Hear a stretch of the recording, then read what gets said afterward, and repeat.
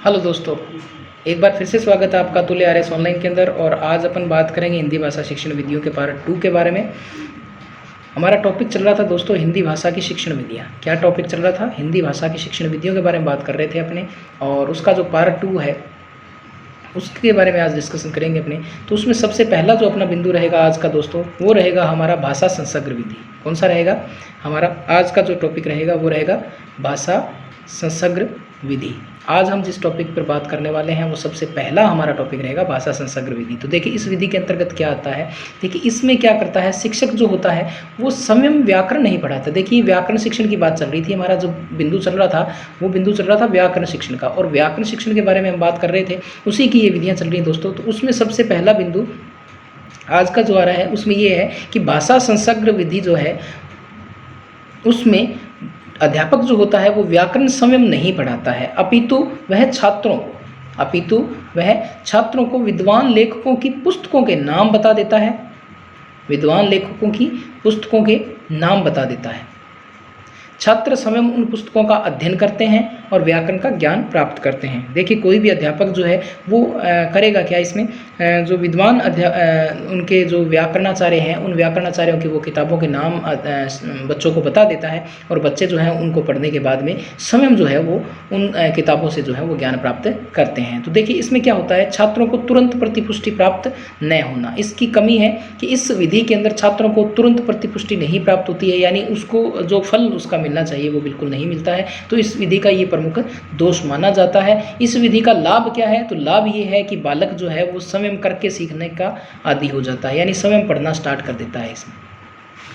तो ये थी हमारी भाषा संसर्ग विधि। भाषा संसर्ग विधि जो है इसमें ये है कि बालक जो है वो स्वयं करता है। क्या करता है दोस्तों?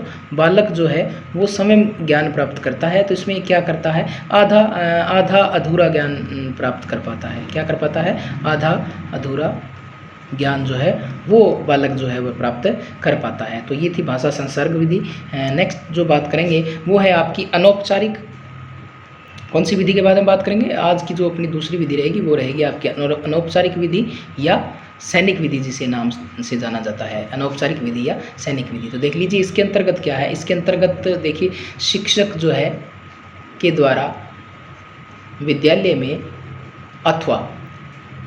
अथवा कक्ष में व्याकरण का ज्ञान नहीं दिया जाता है। किसका ज्ञान नहीं दिया जाता है? व्याकरण का ज्ञान नहीं दिया जाता है, अपितु छात्र जिस भाषा को सीखना चाहते हैं उन्हीं भाषी लोगों के बीच में ले जाया जाता है। देखिए यदि मैं क्या करता हूँ, मुझे किसका ज्ञान प्राप्त करना है दोस्तों? यदि मुझे किसका ज्ञान करना है, मुझे संस्कृत का ज्ञान प्राप्त करना है। किसका ज्ञान प्राप्त करना है? संस्कृत का ज्ञान प्राप्त करना है। तो मैं क्या करूँगा दोस्तों, मैं बच्चों को, अगर मुझे संस्कृत का ज्ञान प्राप्त कराना है तो मैं बच्चों को क्या करूँगा, मैं बच्चों को उन्हीं लोगों के बीच में लेकर जाऊँगा जो क्या है, संस्कृत बोलने वाले लोग हैं। जो क्या करेंगे दोस्तों? संस्कृत बोलने वाले हैं। या मुझे इंग्लिश का ज्ञान करवाना है तो मैं इंग्लिश बोलने वाले लोगों के बीच में उसको लेकर जाऊँगा, ताकि बालक जो है उस भाषा का ज्ञान प्राप्त कर पाएगा। तो देखिए उनकी भाषा को सुनकर ही वह व्याकरण का ज्ञान प्राप्त कर पाता है। यानी हम वही है दोस्तों, इसमें ये है कि आप सुने और उसको प्राप्त करें। तो शिक्षा के क्षेत्र में इस विधि का सर्वप्रथम प्रयोग जो है वो कहाँ किया गया? अमेरिका। कहाँ किया गया? अमेरिका। और उसमें भी किसने किया? इसके 4 जो शिक्षाविद थे, कौन थे उसमें? देखिए सबसे पहला जो नाम आता है वो है ब्लूमफील्ड का, नंबर 2 आता है पेज का, नंबर 3 जो है बोज और स्पीर। ये जो हैं ये चारों लोग जो हैं ये अमेरिका के हैं दोस्तों। कहाँ के हैं ये चारों लोग जो है अमेरिका के हैं, और इन्हीं के द्वारा सबसे पहला जो है प्रयोग किया गया। और किस लिए किया गया? तो ये किया गया दोस्तों वहाँ के जो सैनिक हैं उनको अन्य देशों की भाषा सिखाने के लिए द्वितीय विश्व युद्ध के अंदर, अगर ये कहा जाए कि कब इसका सबसे पहला प्रयोग किया गया, तो द्वितीय विश्व युद्ध जो था उसमें इसका सबसे पहला प्रयोग किया गया था, और जिसके कारण इस विधि को सैनिक विधि भी कहा जाता है। अब इसका सैनिक विधि करने का कारण यही था कि इसको सबसे पहले सैनिकों के बीच में प्रयोग किया गया था, और द्वितीय विश्व युद्ध के दौरान प्रयोग किया गया था, क्योंकि अमेरिका के जो सैनिक थे वो दूसरे देशों की भाषा नहीं जानते थे, इसलिए उन लोगों के बीच में ले जाया गया और वहाँ इस विधि का प्रयोग किया गया। तो देखिए इस विधि से भाषा का जो है वो व्यावहारिक ज्ञान तो प्राप्त हो जाता है, लेकिन छात्रों को प्रतिदिन इस प्रकार की सुविधा उपलब्ध करवाना संभव नहीं है। यानी आप इसे व्यवहारिक ज्ञान तो बच्चों को प्राप्त कर सकते हैं, परंतु रोजाना आप बालक को ऐसे लोगों के बीच में नहीं ले जा सकते हैं जिनका नियमित का बोलना चलना जो है वो इंग्लिश में हो या संस्कृत में हो, या यूँ कह सकते हैं आपकी फारसी भाषा जो है या किसी उर्दू भाषा में। ऐसा हम नहीं कर सकते हैं क्योंकि ये बहुत बड़ा एक विशेष प्रकार का एक अनुभव हो जाता है कि आप रोज़ाना बच्चों को जो है ऐसे लोगों के बीच में नहीं ले जाते हैं जिनका बोलना जो है वो इंग्लिश में होता है या संस्कृत में होता है या किसी अन्य भाषा में होता है। तो ये इस भाषा की सबसे बड़ी कमी होती है। अनौपचारिक विधि या सैनिक विधि जो है इसका प्रयोग सबसे पहले कहाँ किया गया दोस्तों? तो अमेरिका में इसका सबसे पहला प्रयोग किया गया था। व्याकरण का वैसे इसको कोई ज्ञान नहीं दिया जाता है, बालकों को उन्हीं लोगों के बीच में ले जाया जाता है जिस भाषा का हमें उनको ज्ञान करवाना होता है। ब्लूमफील्ड, पेज, बोस्पीर जो है इनके द्वारा इसका सबसे पहला प्रयोग किया गया। अमेरिका में सबसे पहला प्रयोग किया गया। अमेरिकी जो सैनिक थे उनके ऊपर इसका सबसे पहला प्रयोग किया गया। और द्वितीय विश्व युद्ध के दौरान अमेरिका के जो सैनिक हैं उनको ये भाषा सिखाना, दूसरे देशों की भाषा या दूसरी भाषा सिखाना जो था वो मेन इसका जो मोटिव था वो था। नेक्स्ट बात करें तो नेक्स्ट जो हमारा रहेगा वो कौन सी भाषा रहेगी दोस्तों? वो हमारी भाषा रहेगी अव्याकृति सिद्धांत, या यूँ कहें कि अव्याकृति विधि रहेगी। तो देखिए व्याकरण शिक्षण के इस सिद्धांत के अनुसार या इस विधि के अनुसार क्या है, भाषा सिखाने के लिए व्याकरण शिक्षण की आवश्यकता ही नहीं है। क्या नहीं है दोस्तों? व्याकरण की शिक्षा देना अनिवार्य माना ही नहीं जाता है। अर्थात जैसे एक बच्चा परिवार में रहकर शुद्ध भाषा बोलने लग जाता है वैसे ही अन्य लोगों के मुख से सुनकर भाषा को सीखा जा सकता है। ये अव्याकृति सिद्धांत है। यह आपसे पूछा जाए कि अव्याकृति सिद्धांत क्या है, तो अव्याकृति सिद्धांत ये है कि जैसे एक बालक जो है वो घर में अपने आप बोलना सीख जाता है, उसी प्रकार मनुष्य जो है लोगों के संपर्क में रहकर, किस संपर्क में रहकर? लोगों के संपर्क में रहकर भाषा को सीख जाता है। तो यही अव्याकृति सिद्धांत माना जाता है। आइए बात करते हैं नेक्स्ट के बारे में। और नेक्स्ट जो हमारा रहेगा वो क्या रहेगा दोस्तों? नेक्स्ट हमारा रहेगा गद्य शिक्षण। क्या रहेगा नेक्स्ट? हमारा गद्य शिक्षण। नेक्स्ट रहेगा गद्य शिक्षण। तो हम नेक्स्ट गद्य शिक्षण के बारे में बात करेंगे। गद्य शिक्षण के अंदर कौन कौन सी विधियों का प्रयोग करते हैं तो उसके बारे में अपन यहाँ बात करेंगे। तो सबसे पहले गद्य शिक्षण क्या होता है वो बात कर लेते हैं। देखिए छंद के नियमों से रहित रचना गद्य रचना कहलाती है। यानी जहाँ छंद अलंकार ऐसा कुछ नहीं हो।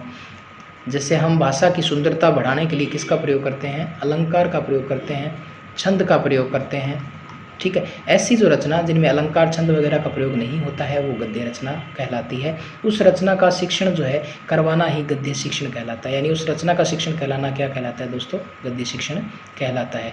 गद्य शब्द जो है वो मूलतः गद्य धातु से बना है। कौन सी धातु से बना है? गद्य धातु से बना है, जिसका शाब्दिक अर्थ होता है स्पष्ट करना। क्या अर्थ होता है दोस्तों? उसका शाब्दिक अर्थ होता है स्पष्ट करना।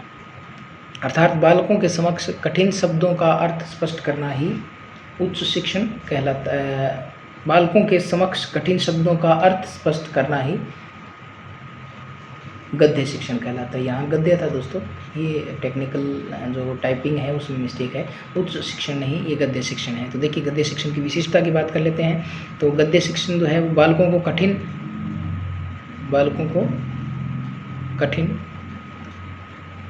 व नए शब्दों का ज्ञान करवाना। बालकों को कठिन व नए शब्दों का प्रयोग करवाना या ज्ञान करवाना। बालकों को नए मुहावरों, लोकोक्तियों का ज्ञान करवाना। बालकों के शब्दकोश में वृद्धि करना इसका मूल उद्देश्य रहता है। इसके अंदर जो सबसे पहली विधि आती है वो रहती है दोस्तों कौन सी? हमारी अर्थबोध विधि। कौन सी रहती है? अर्थबोध विधि। तो देखिए प्राथमिक स्तर पर गद्य शिक्षण जो होता है उसका मुख्य उद्देश्य बालकों को शब्दकोश में वृद्धि करना होता है। क्या रहता है? बालकों के शब्दकोश में वृद्धि करना। यानी प्राथमिक स्तर पर जब हम गद्य शिक्षण करवाते हैं तो उस गद्य शिक्षण का उद्देश्य यही रहता है कि बालकों के शब्दकोश में, यानी बालकों को शब्द ज़्यादा से ज़्यादा सिखाना। तो उसका जो अनुभव करवाया जाएगा बालक को वो किसकी विधि के द्वारा करवाया जाएगा? वो करवाया जाएगा आपका अर्थबोध विधि के द्वारा। अतः इस विधि के अंतर्गत शिक्षक केवल कठिन शब्दों का अर्थ बताकर गद्य शिक्षण करवाता है। कठिन शब्दों का अर्थ बताकर गद्य शिक्षण करवाता है। तो देखिए अर्थ बतलाने के लिए शिक्षक क्या करेगा, देखिए वो चित्र सिखला सकता है, वो मानचित्र या ग्लोब दिखा सकता है, वो प्रत्यक्ष पदार्थ दिखला सकता है, यानी कोई चीज़ जिसका उसे बोध करवाना है, उस शब्द का बोध करवाना है तो वो उसे प्रत्यक्ष भी दिखा सकता है, प्रतिरूप या मॉडल दिखला सकता है, या आप पर्यायवाची शब्द भी उसका बता सकते हैं। तो ये इतने जो प्रयोग हैं, ये प्रयोग करके वो उनका अर्थ जो है वो स्पष्ट कर सकता है। नेक्स्ट है संधि विच्छेद अथवा समास विग्रह के द्वारा, व्याख्या के द्वारा। देखिए ये टॉपिक सबसे खास बात है इसकी कि व्याख्या के द्वारा भी वो बता सकता है, कहानी कथन के द्वारा और हाव भावों के द्वारा, कहानी कथन के द्वारा और हाव भाव के द्वारा। प्राथमिक स्तर पर गद्य शिक्षण के लिए ही विधि श्रेष्ठ मानी जाती है। अब आपसे पूछा जाए कि प्राथमिक स्तर के ऊपर कौन सी विधि श्रेष्ठ मानी जाती है, कौन से शिक्षण के लिए, गद्य शिक्षण के लिए, तो आप कहेंगे कौन सी विधि दोस्तों, कौन सी विधि की बात करेंगे अपन, अर्थ बोध विधि, अर्थ बोध विधि, ये विधि जो है आपकी वो श्रेष्ठ मानी जाती है। नंबर 2 की बात करते हैं तो नंबर 2 आपकी रहती है दोस्तों प्रश्नोत्तर विधि। कौन सी रहती है, प्रश्नोत्तर विधि के बारे में बात करेंगे। किसी गद्य पाठ को पढ़ाते समय जब कोई शिक्षक, बहुत आसान सी विधि हैं दोस्तों, ये विधियां बहुत ही आसान हैं क्योंकि इनमें सीधा सीधा देखिए प्रश्न, जो हम विधि का नाम देखते हैं तो उसी के द्वारा हमें स्पष्ट हो जाता है। कोई भी शिक्षक उस पाठ की प्रत्येक पंक्ति पर अथवा प्रत्येक गद्यांश पर छोटे छोटे प्रश्नों की रचना करता है, वह उन्हीं प्रश्नों के माध्यम से संपूर्ण पाठ का विकास किया जाता है। यही विधि जो होती है ये प्रश्नोत्तर विधि कहलाती है। यानी कोई भी पाठ है, उस पाठ को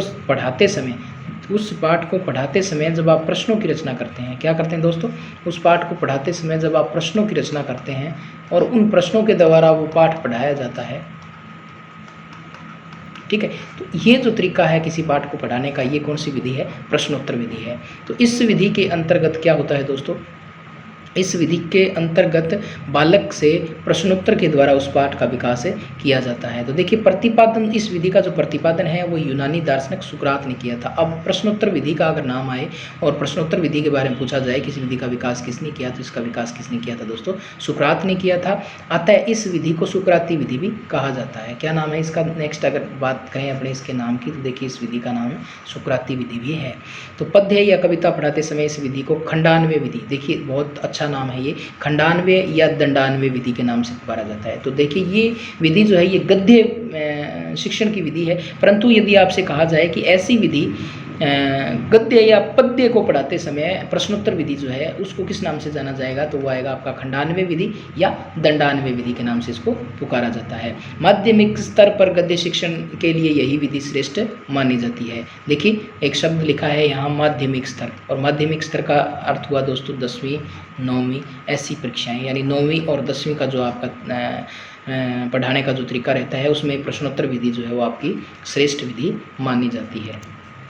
नेक्स्ट बात करते हैं अपन, और नेक्स्ट बात करेंगे अपन कौन सी की, व्याख्या या व्याख्यान विधि की। व्याख्या या व्याख्यान विधि की नाम से स्पष्ट हो रहा है दोस्तों कि इसमें व्याख्या करनी पड़ती है या किसी चीज़ पर व्याख्यान देना होता है। तो देखिए जब कोई शिक्षक भाषण अथवा कथन के माध्यम से गद्य शिक्षण करवाता है तो वह विधि व्याख्या या व्याख्यान विधि कहलाती है। क्या कहलाती है, व्याख्या या व्याख्यान विधि कहलाती है। इस विधि में शिक्षण का मुख्य केंद्र जो है वो शिक्षक ही होता है। देखिए सबसे पहली बात, इसमें भाषण दिया जाता है। क्या दिया जाता है दोस्तों, इसमें भाषण दिया जाता है, यानी हम ये कह सकते हैं कि इसमें व्याख्या की जाती है। इसमें क्या किया जाता है, व्याख्या की जाती है, व्याख्यान दिया जाता है। किसी एक बिंदु को लेकर उस बिंदु के द्वारा उस बिंदु पर किसी प्रकार का व्याख्यान दिया जाता है। तो व्याख्यान जो दिया जाता है तो उस व्याख्यान देने की वजह से इस विधि का नाम जो है वो क्या है, व्याख्यान विधि है। तो अब जब व्याख्यान देगा तो उस ये शिक्षक केंद्र, इसको आप क्या कह सकते हैं, ये शिक्षक केंद्रित विधि है। दोस्तों देखिए ये शिक्षक केंद्रित विधि है। इसमें जो आपका छात्र रहता है ये केवल मूक दर्शक या श्रोता बन के रह जाता है। मूल दर्शक या श्रोता बनकर रह जाता है, यानी यूँ कह सकते हैं आप कि ये बालक की दृष्टि से अच्छी विधि नहीं है।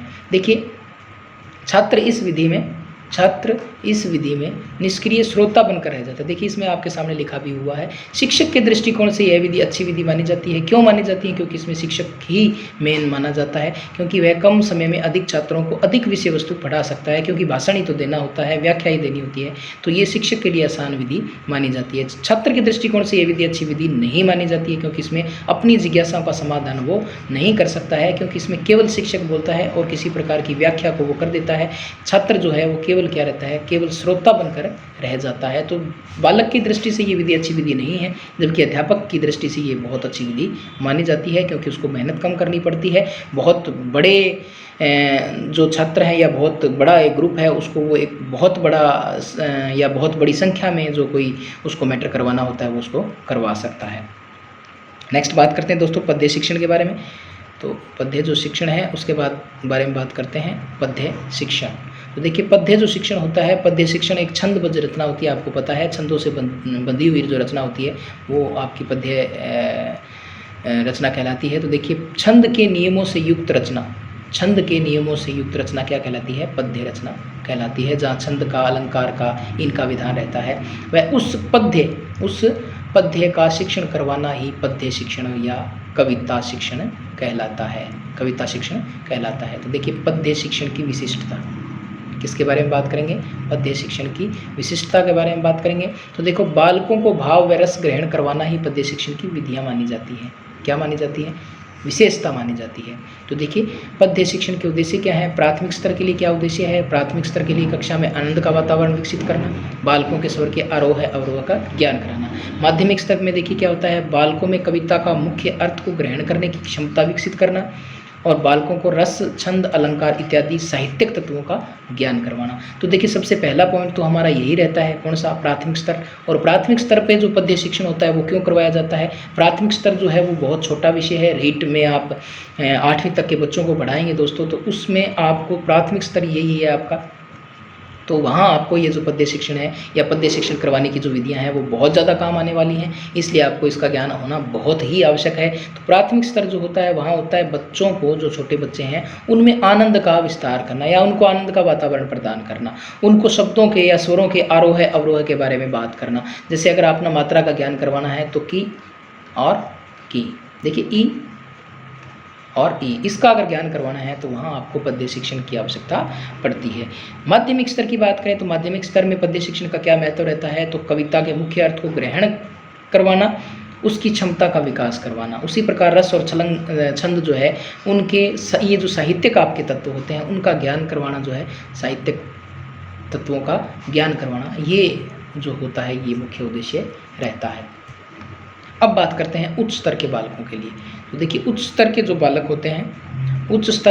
होते हैं उनमें किस प्रकार, उच्च स्तर के बालकों के लिए क्या रहता है? तो उच्च स्तर के बालकों में कविता के गूढ़ यानी रहस्यपूर्ण जो अर्थ होते हैं उनको ग्रहण करने की क्षमता विकसित करना, बालकों की तर्क, चिंतन व विचार शक्ति को विकसित करना, उसी प्रकार बालकों को कविता लेखन के लिए प्रेरित करना। यानी देखिए, ये बड़े बच्चे हैं, उनको एक तो अर्थ ग्रहण करना, यानी जो गूढ़ हैं, जो कठिन शब्द हैं, यानी जिनका बहुत आसानी से अर्थ नहीं निकलता है, उन शब्दों का अर्थ ग्रहण करवाना।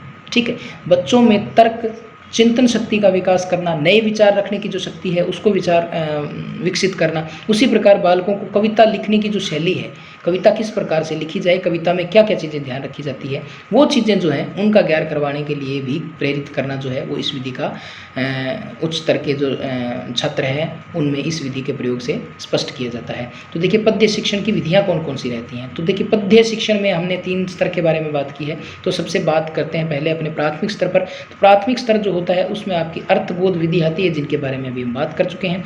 गीत विधि आती है, ठीक है, अभिनय विधि आती है, उसके बाद में रसास्वादन विधि आती है। तो देखिए, प्राथमिक स्तर जो होता है उसमें आपकी अर्थ विधि, गीत विधि, अभिनय विधि, रसास्वादन विधि। ठीक है, माध्यमिक स्तर जो आपका रहेगा, माध्यमिक स्तर में आपकी व्याख्या विधि आती है। व्याख्या विधि के बारे में हम बात कर चुके हैं। खंडान्वय विधि जो प्रश्नोत्तर विधि की अभी हम बात करके आए, खंडान्वय यानी प्रश्नोत्तर विधि अभी हम बात करके आए हैं दोस्तों। और उच्च स्तर जो है उसमें आपकी व्यास विधि, तुलना विधि और समीक्षा विधि। व्यास विधि, तुलना विधि और समीक्षा विधि, इन विधियों के बारे में अपन अभी बात करके आए हैं। तो दोस्तों ये थी हमारी विधियाँ जिनके बारे में आज के इस क्लास के अंदर हमने बात की। आज का हमारा जो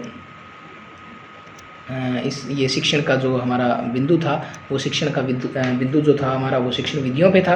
और उनके अंदर हमने क्या पढ़ा, उनके अंदर आज हमने पढ़ा सबसे पहले भाषा संसर्ग विधि का अध्ययन किया हमने। उसके बाद में हमने अनौपचारिक विधि का अध्ययन किया। उसके बाद में अव्याकृति सिद्धांत के बारे में बात की, गद्य शिक्षण के बारे में बात की, गद्य शिक्षण की विशिष्टता, गद्य शिक्षण क्या है, गद्य शिक्षण के लिए कौन कौन सी विधियाँ प्रयुक्त की जाती हैं।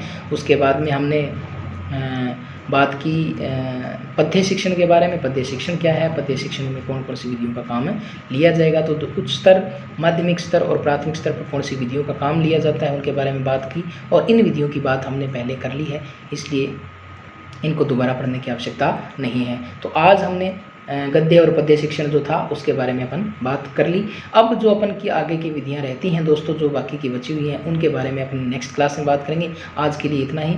और इसी के साथ मैं एक बार फिर से आप लोगों को कहूँगा कि आप अतुल्य आर्यस के साथ में ज़्यादा से ज़्यादा जुड़ें। और आपका ये जो समय है, जो बेकार समय जा रहा है आपका, जो कि इस लॉकडाउन की वजह से या यूँ कहें कोरोना की वजह से ख़राब हो रहा है, उसका आप ज़्यादा से ज़्यादा फ़ायदा हमारे साथ में जुड़ने के बाद में उठाएँ। तो आज के लिए इतना ही। धन्यवाद।